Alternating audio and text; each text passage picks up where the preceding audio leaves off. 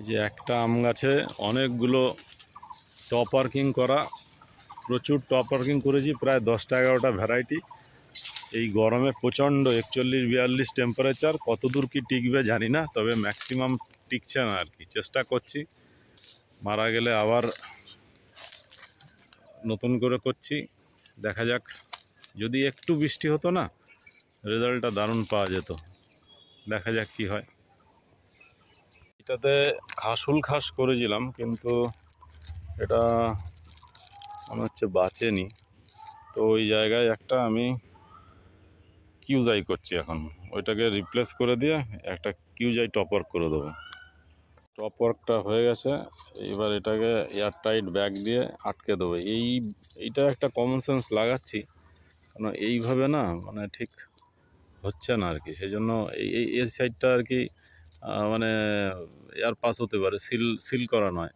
তো আমি এখন এই প্যাকেটগুলো নিয়ে এসছি, এই যে সিল্ড, এটার উপরে পরিয়ে দিয়ে একদম নিচ থেকে মানে সিল করে দেবো, দেখাচ্ছি।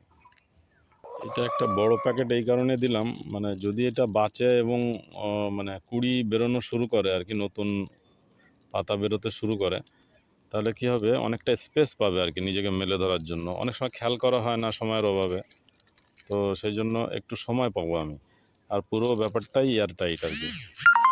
হ্যাঁ, আর এটাকে এখন লেবেলিং করা বাকি, লেবেলিং করলেই হয়ে যায়। আমার স্টিকার মারা হয়ে গেছে কিউজাই, তো আমার কাজ কমপ্লিট। 10 দিনের ভেতরে বোঝা যাবে ব্যাপারটা কি হচ্ছে আর কি। আচ্ছা, প্রসঙ্গত বলি, গোল্ডেন কুইন কিউজাই কিন্তু একই আম, দুটো নাম। ব্যানানা টপ ওয়ার্কিং করেছিলাম প্রায় 6খানা, কিন্তু মারা গেছে ম্যাক্সিমাম।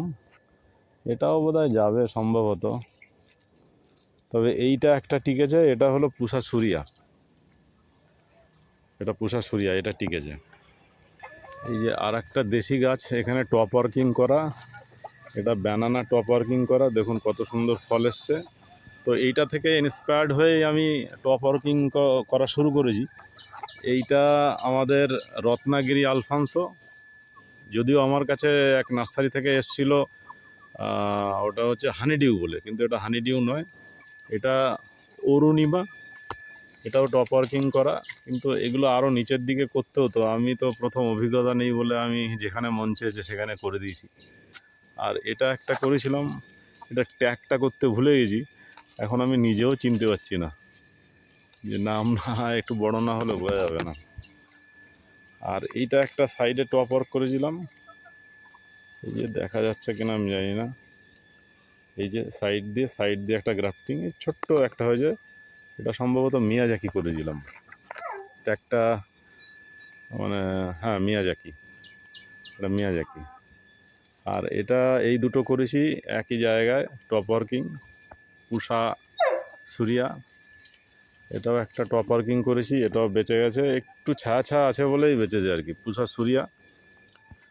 আর এটা একটা আছে, এটা হচ্ছে কেনজিংটন প্রাইড। দেখা যাক এটা কি হয় অবস্থা, এখনও তো ঠিকঠাক আছে বলে মনে হচ্ছে। আচ্ছা,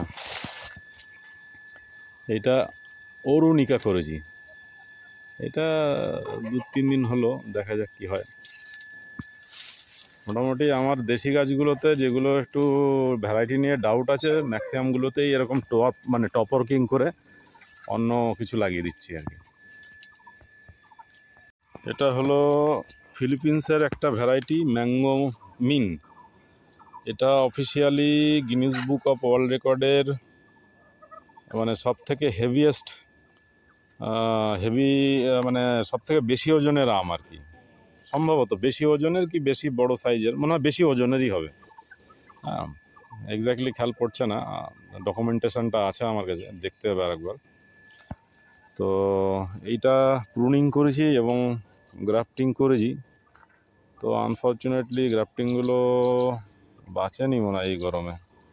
আচ্ছা, এইটা থেকে আমি জোড় কলমও করেছিলাম, সেইটাতে আম হয়েছে, যেহেতু এটা কাটিংটা দেরি করে করা হয়েছিল অনেক লেটে আর কি, যার জন্য মানে এটাতে মুকুল আসেনি আর কি। তারপর সেকেন্ডবার আবার প্রুন করে এটা এসছে আর কি। আমি দেখাচ্ছি এর আম। এই হলো ম্যাঙ্গোমিন। আমি সেই জোড় কলম করেছিলাম, এই যে এখানে ওই যে নিজের হাতে করা জোড় কলমে সাকসেস, এটা অনেক আনন্দের জিনিস। এই হলো ম্যাঙ্গোমিন।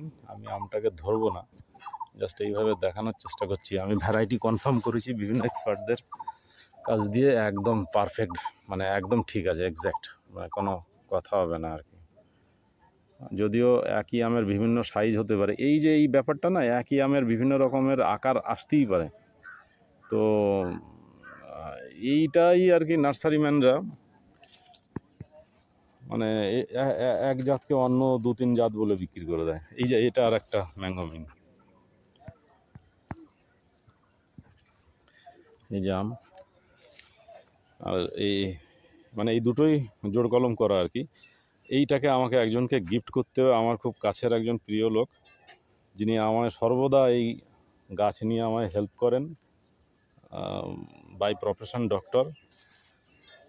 তো এত তার নলেজ, আমি ওনার পরে কৃতজ্ঞ যে মানে উনি এত ব্যস্ততার মানে ভেতর দিয়েও আমায় প্রচুর সময় দেন এবং মানে আমাকে গাছ চেনাতে সাহায্য করেন। মানে A to Z একটা নার্সারি বা বাগান করতে গেলে যে ধরনের হেল্প দরকার আমি ওনার কাছ দিয়ে পাই আর কি।